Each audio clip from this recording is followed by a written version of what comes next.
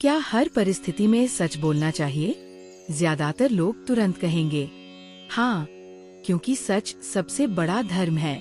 लेकिन अगर एक ऐसा सच किसी निर्दोष की जान ले ले, तो क्या तब भी सच बोलना धर्म कहलाएगा? आज की कहानी यही सवाल पूछती है और इसका जवाब शायद तुम्हारी पूरी सोच बदल देगा। कहा जाता है, एक घने जंगल में एक ऋषि रहते थे। उन्होंने जीवन भर सिर्फ एक नियम अपनाया था, मैं कभी झूठ नहीं बोलूंगा। उनका सत्य इतना प्रसिद्ध था कि दूर दूर से लोग उनके पास सलाह लेने आते थे। एक दिन कुछ व्यापारी डाकुओं से अपनी जान बचाते हुए उसी जंगल से गुजरे। उन्होंने ऋषि से कहा, यदि कोई पूछे तो कृपया हमारा रास्ता मत बताइए। और वे झाड़ियों में छिप गए।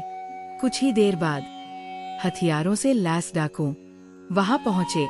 उन्होंने ऋषि से पूछा, वे लोग कहाँ छिपे हैं? ऋषि के सामने उनका सबसे बड़ा नियम खड़ा था, सत्य या किसी की जान। उन्होंने सच बता दिया। डाकू उन व्यापारियों तक पहुंच गए।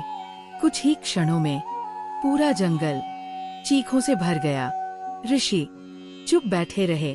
उन्होंने झूठ नहीं बोला था, लेकिन क्या उन्होंने धर्म निभाया?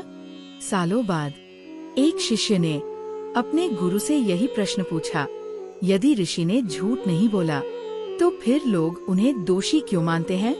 गुरु मुस्कुराए। उन्होंने जमीन पर एक तलवार रखी और पूछा, बताओ, ये तलवार अच्छी है या बुरी? शिष्य बोला, ये तो इस बात पर निर्भर करता है कि इसे कौन चला रहा है।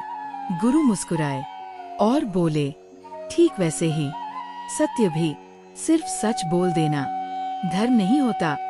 धर्म वह है जो किसी निर्दोष की रक्षा करे।